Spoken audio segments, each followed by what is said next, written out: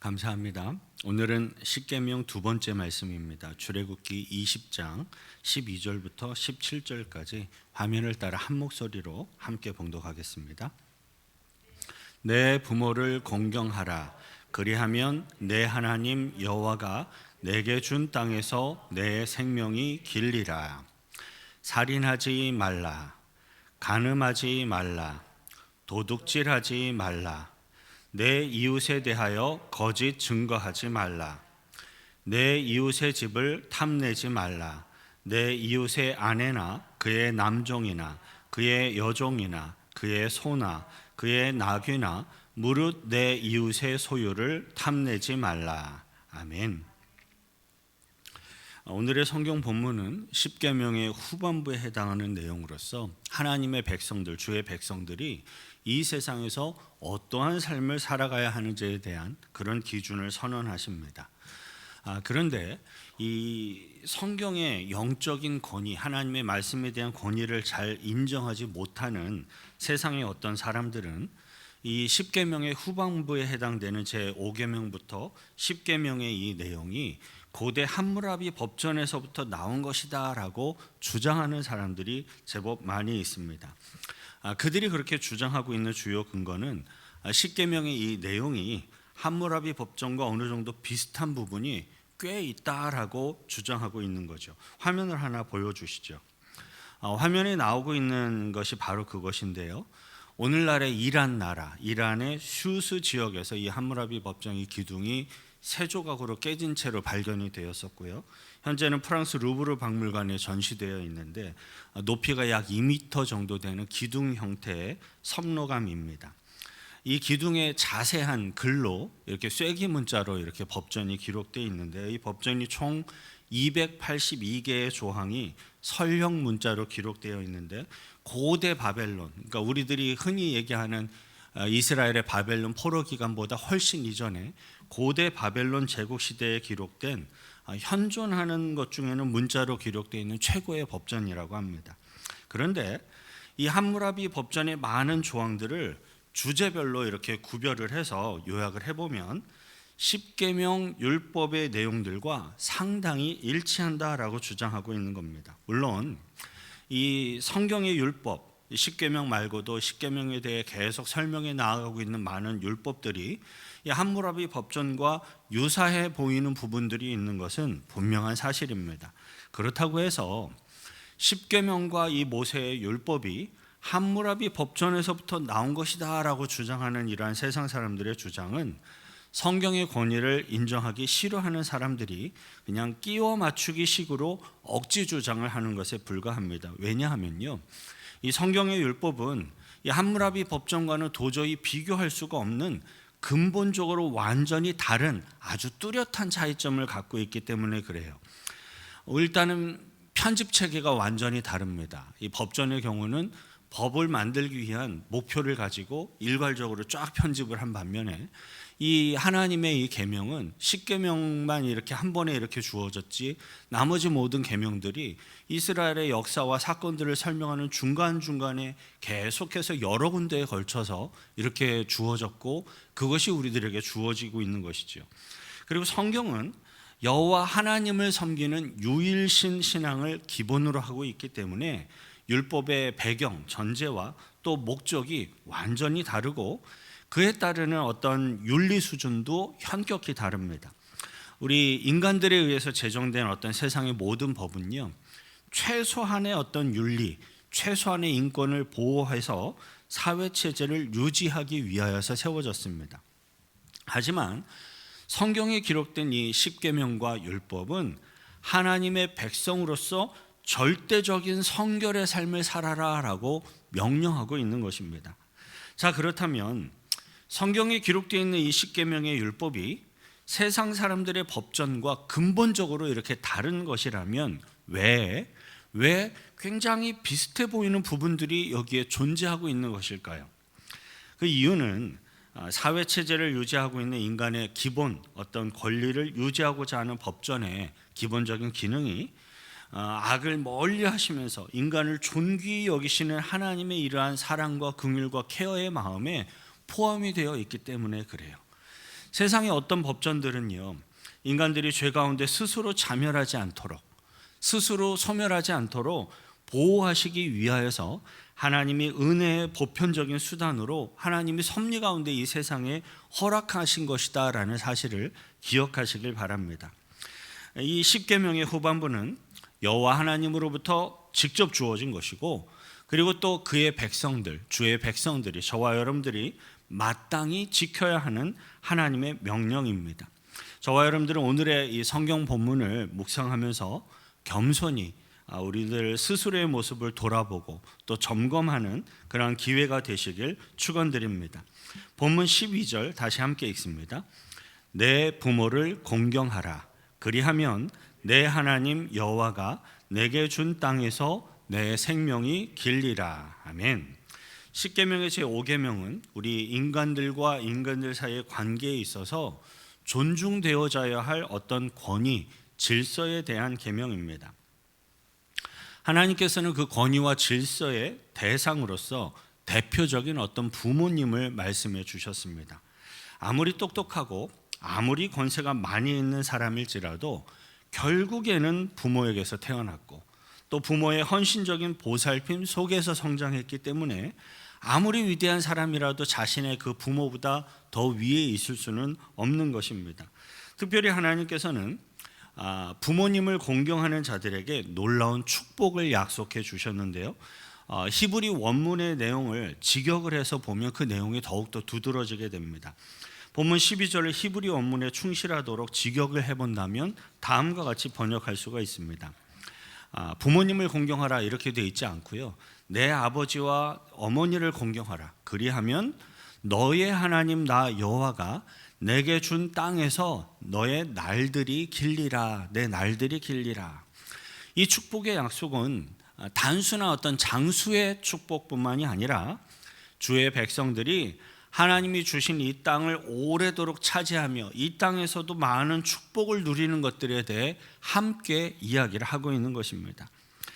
그래서 사도 바울은 십계명의 이 제5계명을 약속이 있는 첫 계명이다라고 이야기했어요. 에베소서 6장 1절부터 3절 화면을 따라 천천히 함께 읽겠습니다. 자녀들아 주 안에서 너희 부모에게 순종하라. 이것이 옳으니라. 내 아버지와 어머니를 공경하라. 이것은 약속이 있는 첫 계명이니 이로써 내가 잘 되고 땅에서 장수하리라. 아멘. 사도 바울은 내 부모를 공경하라라는 이 계명을 설명하면서 하나님 안에서, 주 안에서 부모에게 순종하라라고 가르치고 있습니다. 부모님을 공경하는 데 있어서 가장 기본이 되는 것은 부모님의 말씀에 순종하는 것입니다. 순종하되 하나님의 뜻 안에서 순종하는 것이 중요합니다. 하지만 세상 사람들의 마음과 생각이 죄악으로 이렇게 오염되고 가득 찰수록 부모에게 순종하는 것이 잘 되어지질 않습니다. 왜냐하면 죄악은 불순종의 영이기 때문에 그래요. 에베소서 2장 2절 함께 읽습니다. 그때에 너희는 그 가운데서 행하여 이 세상 풍조를 따르고 공중의 권세 잡은 자를 따랐으니 곧 지금 불순종의 아들들 가운데서 역사하는 영이라. 예, 사탄은 권위와 질서를 이렇게 받아들이고 순종하며 따라오기보다는 끊임없이 자신의 주장과 생각만을 강조하며 불순종하도록 이끌어가는 악한 영입니다. 사탄의 영은 불순종의 영이에요. 물론 우리들이 살아가고 있는 이 세상이 창조적으로 발전해 나아가기 위해서는 우리 모든 인간들의 어떤 자유의지와 또 스스로 무언가를 해 나아갈 수 있는 이러한 자율성은 매우 중요한 요소입니다. 하지만 여러분, 자율성과 방종은 완전히 다른 것입니다. 그것은 전혀 별개입니다. 마땅히 우리들이 존경하고 또 마땅히 존중받아야 할 어떤 권위와 질서를 무시하면서 자신의 주장과 생각만을 이렇게 주장하고 내세우고 있다면 그것은 방종에 불과한 것입니다. 우리 하나님께서는 결코 그러한 방종과 불순종을 기뻐하시지 않습니다. 때문에 하나님께서는 이 세상의 모든 질서와 도덕을 세우는 가장 기본이 되는 부모 공경에 관한 이 계명에 강조하시면서 큰 축복까지도 약속을 해주고 계시는 것입니다. 저와 여러분들은 불순종의 영이 아니라 하나님의 구원받은 주의 백성들로서 십자가에서 본을 보이신 예수 그리스도의 순종의 영으로 부름받고 또 주님께 인도함 받고 있다는 사실을 기억하시길 바랍니다. 10계명의 제6계명은 살인하지 말라입니다. 인류가 하나님 앞에서 범죄하고 타락함으로써 이 에덴 동산에서 쫓겨나게 되었을 때, 쫓겨난 이후에 가장 먼저 죄악의 결과로 드러나게 된 것이 분노와 함께 나타난 살인죄였습니다. 아담과 하와는 에덴 동산에서 쫓겨난 이후 가인과 아벨을 낳았죠. 가인은 농사를 지었고 아벨은 양을 치는 목축업을 하였습니다. 이들이 농사를 짓고 목축업을 했다는 것은 이미 성년이 됐다는 얘기죠. 가인과 아벨은 모두 각각 자신의 제물로 하나님께 제사를 드렸습니다. 그런데 이 가인의 제사는 하나님이 기뻐하여 받지 않으셨고 아벨의 제사는 하나님이 기뻐하여 받으셨습니다. 이 창세기의 내용만을 본다면 우리들이 잘 이해가 되지 않지만 히브리서에서는 이것을 명료하게 설명하고 있어요. 히브리서 11장을 보면 아벨은 믿음으로 제사를 드렸음을 우리가 알 수가 있습니다. 하지만 가인은 믿음으로 제사를 드리지 못했기 때문에 하나님께서는 가인의 제사를 기뻐 받지 않으셨습니다. 이에 가인은 자신의 제사는 하나님이 받지 않으시고 동생 아벨의 제사는 하나님이 이렇게 기뻐하여 연락하신 것에 대해 분을 품고 시기와 질투를 품고 아벨을 들판에서 쳐 죽이는 살인을 범하게 됩니다. 형이 동생을 쳐 죽이는 살인이 일어나게 된 거예요.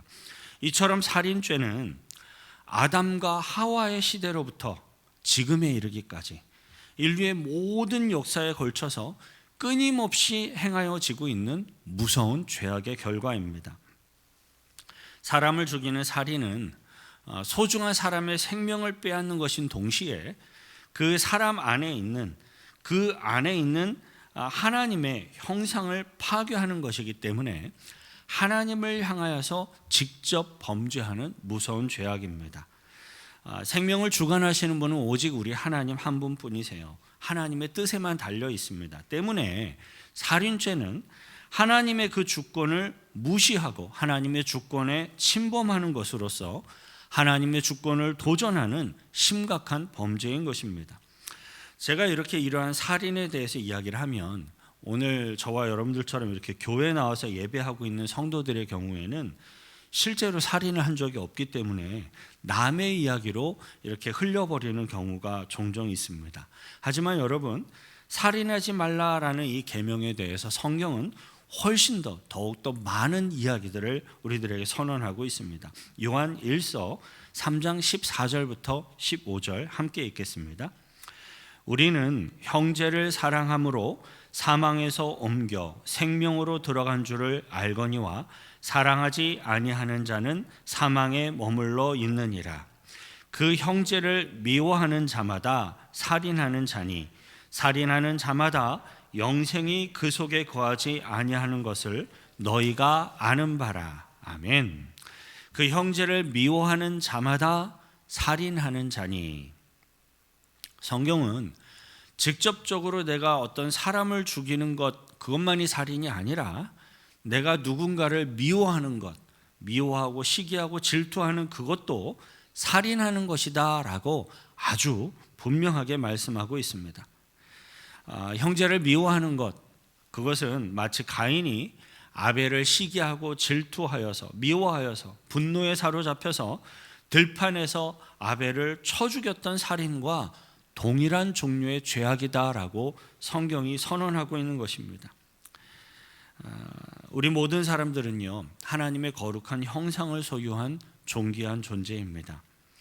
거룩한 하나님의 형상을 미워하고 욕하고 무시한다면 결국 하나님을 향하여서 미워하고 욕하고 무시하는 것과 동일한 범죄입니다.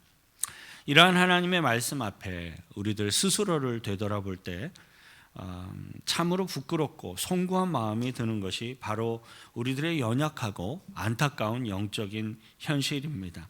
때문에 이 세상에 존재하며 살아가고 있는 우리 모든 사람들은요, 누구나 다 할 것 없이 모두 다 회개하며 주님께 나와서 용서받고 구원받아야 할 필요가 반드시 있습니다. 그 구원의 은총 가운데 저와 여러분들이 하나님의 은혜를 통하여 오늘 이 자리에 부름받아 나온 줄 믿습니다. 또 그 구원의 은총 앞으로 더욱더 세상에 많은 사람들이 나올 수 있도록 복음을 증거해야 할 사명이 또한 우리들에게 있음을 믿습니다. 십계명의 제7계명은 간음하지 말라입니다. 하나님께서 인간에게 남자와 여자의 어떤 성을 주신 것은 놀라운 축복입니다. 만약 이 세상에 남녀 간의 사랑이 없다면 세상은 굉장히 권태롭고 메마르고 폭력적인 어떤 모습으로 되어버렸을 것입니다. 한국에서 군대 생활을 경험해 본 분들의 경우는 더욱더 쉽게 이해가 가실 텐데요. 우리 하나님께서 인간들에게 어떤 성의 모습을 주시고 사랑할 수 있도록 하신 이것은 세상을 풍요롭고 아름답게 만드는 데 큰 역할을 하고 있습니다. 인간들에게 허락하신 어떤 성적인 본능 그 자체는 죄가 아닙니다. 성은 부끄러운 것도 아니고 수치스러운 것도 아닙니다. 단지 죄악에 오염된 인간들이 이 성을 수치스러운 것으로 바꾸어 버렸고 만들었을 뿐입니다. 분명 남녀 간의 사랑은 세상을 풍요롭고 아름답게 만드는 데 큰 역할을 하고 있습니다. 하지만 동시에 죄악으로 인하여서 오염된 잘못된 성적인 죄, 간음은 이 세상의 인류 역사 가운데 끊임없는 시기와 질투와 패망을 불러오는 주된 원인이 되기도 합니다. 성경에서 간음이라는 말은요, 하나님께서 허락하신 가정을 이루는 거룩한 결혼제도, 이 결혼제도를 벗어난 모든 그러한 성적인 것들을 다 이야기합니다. 결혼제도를 벗어난 모든 성적인 것들은 다 간음입니다. 그것은 죄입니다. 근데 성경에서 이야기하고 있는 이 간음의 의미를 해석하고 적용하는 것에 있어서 시대에 따라 어떤 상황에 따라 약간의 차이가 있어 왔습니다. 초대교회의 교부라는 말은 사도가 있으면 사도들이 그 다음에 사도들을 세운 속사도들이 있고요. 이 속사도들이 또 죽고 그 다음에 교회 지도자들로 세워진 사람들을 교부라고 이야기합니다. 이 교부였던 신학자 어거스틴은 성에 대해서 굉장히 금욕적인 그러한 생각을 하였습니다. 어거스틴의 경우는요, 합법적인 거룩한 결혼 제도로 결혼한 부부일지라도 자녀를 증식하기 위한 목적이 아닌 모든 성적 관계를 다 죄악으로 해석을 하였습니다. 하지만 성경에서 솔로몬과 술람미 여인의 사랑을 노래한 아가서를 우리들이 살펴본다면 그것을 아무리 영적이고 비유적인 해석으로 다 한다고 하더라도 이 어거스틴의 해석은 지나치게 금욕적인 잘못된 해석이었습니다. 성경은 결혼이라는 거룩한 제도 안에 있는 부부관계가 하나님의 축복이고 귀한 선물임을 분명하게 이야기하고 있습니다.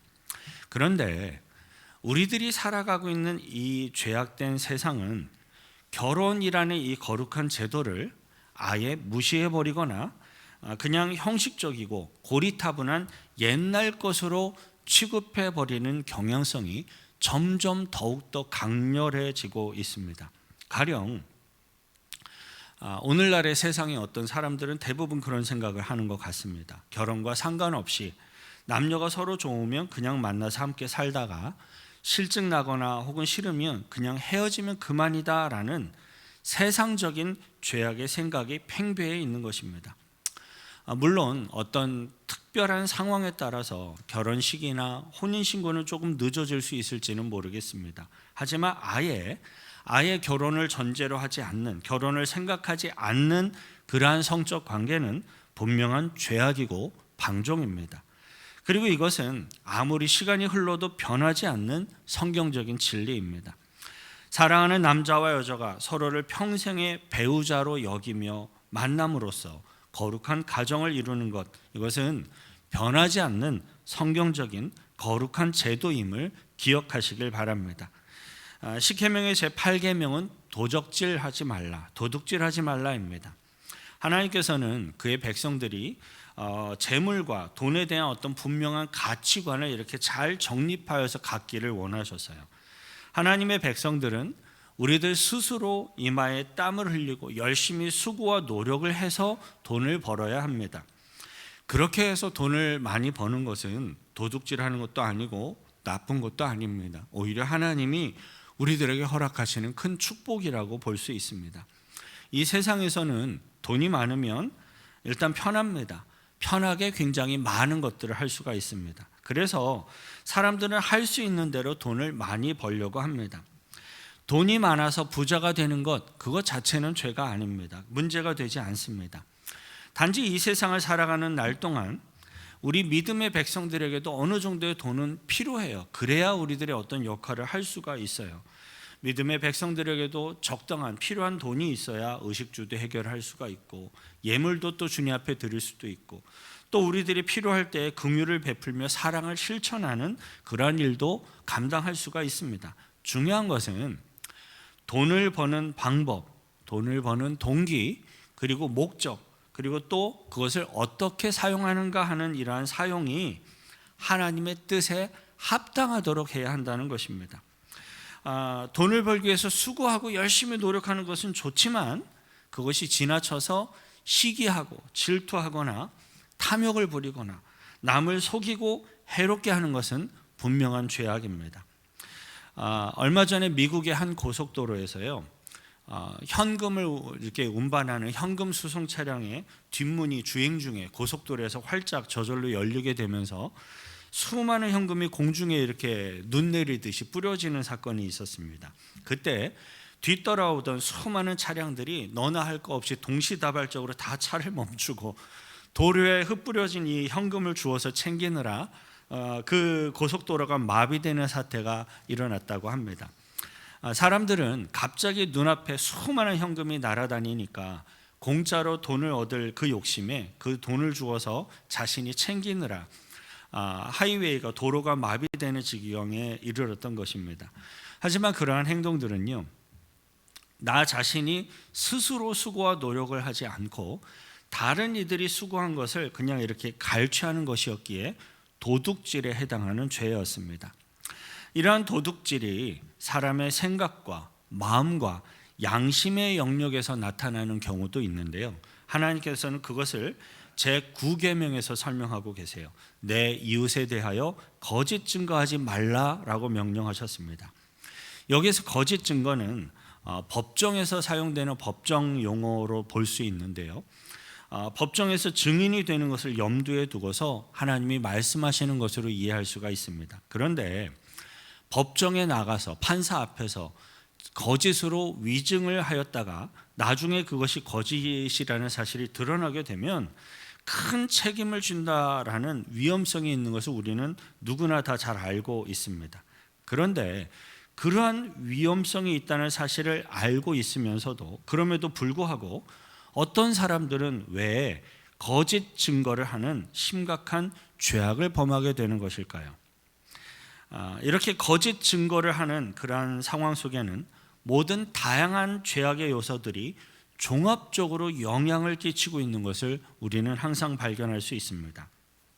사람이 누군가에게 원수가 되어서 그 사람을 죽이고 싶은 어떤 분노에 사로잡히게 되었을 때, 그 사람을 죽이고 싶은 마음은 있지만 그럴 수 없을 때 그 사람을 향하여 거짓 증거하는 것을 우리는 보게 됩니다. 간음죄를 범한 자들이 스스로의 그 간음죄를 숨기고 가리고자 할 때 거짓 증거하는 것을 보게 됩니다. 도둑질하는 자들이 자신의 그 도둑질을 숨기고자 할 때 거짓 증거하는 것을 보게 됩니다. 또 시기와 질투와 탐욕으로 자신의 이득을 취하고자 할 때 거짓 증거하는 것을 보게 됩니다. 경쟁하고 있는 상대방을 모함이라도 해서 무너뜨려서 내가 이기고 그 경쟁에서 승리하고자 할 때 거짓 증거하는 것을 보게 됩니다. 이러한 거짓 증거하는 죄를 범하게 되는 이러한 모든 상황 속에는 항상 공통적으로 일어나는 중대한 죄악의 결과가 따라오도록 되어 있습니다. 그것은 바로 우리들의 양심이 오염되고 점점점 병들어져서 어느 순간에는 돌이킬 수 없는 죄악의 구렁텅이로 빠져가게 되는 것입니다. 이제 하나님께서는 이 모든 죄악들에 다 연결이 되어서 영향을 주고 있는 죄악의 본질적인 요소를 선언하시는데요. 십계명에서 탐심을 금하도록 명령하십니다. 본문 17절 화면을 따라 함께 있습니다. 내 이웃의 집을 탐내지 말라. 내 이웃의 아내나 그의 남종이나 그의 여종이나 그의 소나 그의 나귀나 무릇 내 이웃의 소유를 탐내지 말라. 제 십계명은 아직 행동으로 옮겨지지 않았어요. 죄가 드러나 보여지지 않았어요. 그렇게 행동으로 옮겨지지 않은 인간들의 어떤 생각과 마음 속에 있는 탐심을 금하고 있습니다. 아직 행동으로 옮겨지지 않았더라도 남의 것들을 탐하는 생각과 마음을 품었다면 그것만으로도 죄이다라고 아주 명백하게 선언하고 계시는 것입니다.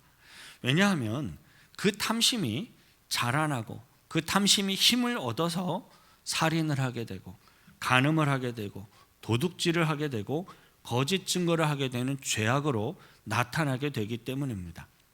자, 그렇다면 우리는 어떻게 해야 합니까? 다른 사람들이 좋은 것을 갖고 있는데 그것이 나의 눈에 들어와서 내가 그것을 갖고 싶어도 우리 믿음의 백성들은, 하나님의 백성들은 무조건 현재 내가 갖고 있는 것에 만족하면서 이 모든 것들을 다 포기하고 외면하며 살아야만 합니까? 아니죠. 그것은 탐하지 말라는 하나님의 말씀을 잘못 오해하신 것입니다. 남의 것을 탐하는 것과 건강한 소망 그리고 건강한 바람 속에서 원하는 것들을 성취하기 위해 노력하는 것은 완전히 다른 것입니다. 건강한 소망과 건강한 바람은요, 하나님을 향한 감사와 하나님을 향한 경배의 마음을 빼앗아가지 않습니다. 그리고 하나님이 기뻐하시는 소망과 바람은 하나님의 뜻을 구하도록 되어 있고요, 하나님의 의를 구하며 실천하는 것에 아주 뚜렷한 동기와 목표가 세워지도록 되어져 있습니다.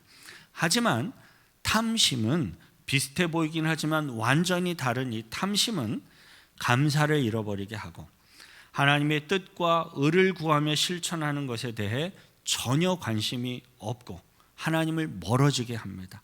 시기와 질투 속에서 오히려 죄악을 향하여 나아가게 하는 것의 큰 특징이 바로 탐심에 있습니다. 어려운 점은요, 이 모든 것들이 다 우리들의 생각, 마음속에서 언제든지 싹트고 자라날 수 있다라는 사실이에요. 거룩한 소망도 우리들의 생각과 마음속에 자라날 수 있고 동시다발적으로 탐심도 똑같은 우리들의 생각과 마음과 심령 속에 자라날 수 있다라는 사실입니다. 중요한 것은 우리들이 무엇을 선택하고 내가 무엇을 결정해서 나의 것으로 만들어가는가 하는 데 있습니다. 사랑하는 성도 여러분, 저와 여러분들은 선하고 의로운 것을 선택하고 결정하시는 주의 백성들이 되시길 바랍니다. 이 십계명에서 명령하고 있는 이 하나님의 말씀들은요, 옛날 말이 아니에요. 아무리 세월이 흐르고 아무리 상황이 바뀌어도 변하지 않는 진리임을 믿습니다. 우리 모든 인간들에게는 이 하나님이 주신 이 십계명 앞에 끊임없이 실패하기도 하고 넘어지기도 하는 연약함이 있다는 것을 우리는 인정할 수밖에 없습니다.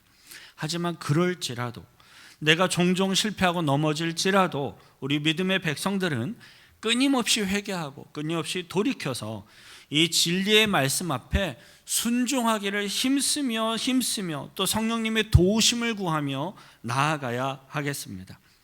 우리 하나님께서는 그러한 주의 백성들의 모습을 원하시는 거예요. 주님의 뜻을 구하며 주님의 인도함을 따라 열심히 힘쓰고 해서 나오고 있는 주의 백성들의 모습을 구하고 찾고 계십니다. 저와 여러분들은 예수 그리스도를 통하여 허락하신 영원한 천국 기업을 소유한 줄 믿습니다. 그뿐만 아니라 이 세상의 삶 가운데에서도 큰 복을 누리며 주님께 영광 돌려드릴 수 있는 주의 백성들이 되시길 바랍니다. 그 길이 이 십계명에 있습니다. 지키면 복을 받아요. 약속이 있어요. 저와 여러분들은 그 하나님의 은혜를 믿고 하나님의 계명을 귀히 여기며 순종함으로 복을 누리며 영광 돌려드리시길 축원드립니다. 한번 같이 기도하실 때에요, 이 십계명의 말씀을 살펴보는 가운데 혹여나 나의 생각과 마음 속에 나의 모습을 되돌아보는 중에 걸림이 있다면 주님 앞에 간구하시고 기도하십시다. 회개할 것이 있다면 회개하오니 정결케 하여 주시고, 또 부족함이 있다면 성령을 보내시고 힘을 더하시고 강건케 하셔서 세상과 타협하는 자가 아닌 하나님의 말씀에 순종하는 자로 살아가게 해달라고 같이 함께 기도하겠습니다. 거룩하신 구주의 하나님 아버지요, 아무리 세월이 흘러도 변하지 않는 주님의 말씀의 진리가 있음을 믿습니다.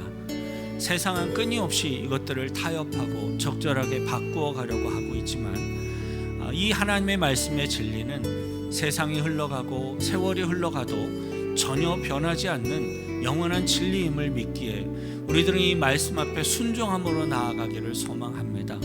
물론 부족함이 있고 실패할 때가 있음을 잘 알고 있습니다. 그러할지라도 끊임없이 회개하고 돌이키며 또 주님의 말씀을 향하여 나아갈 수 있는 저희들의 모습이 되게 하시고 성령을 보내셔서 도우시고 인도하심으로 그 주님의 뜻 가운데 순종하며 나갈 수 있도록 붙들어 주옵소서. 하나님 아버지, 하나님께서 친히 명하신 이 십계명의 명령들이 나를 향하여 하시는 말씀이라는 것을 믿습니다. 이 계명의 말씀들은 나와 상관이 없는 옛날 옛적의 죽은 말씀이 아니라 나의 생각과 나의 마음과 나의 삶 가운데 살아서 실천되어지고 열매 맺는 능력 있는 하나님의 말씀임을 믿습니다. 간절히 바라고 소망하오니 우리들에게 성령님을 보내주시고 인도해 주셔서 이 주의 말씀과 명령들을 순종할 수 있도록 도와주시고 의의 열매를 맺혀 나가도록 인도하셔서 주님 홀로 영광 받아 주옵소서. 우리를 구원하신 예수 그리스도의 이름으로 기도하옵나이다. 아멘. 주의 은혜 앞에 감사의 박수로 영광 돌려드리겠습니다. 아멘.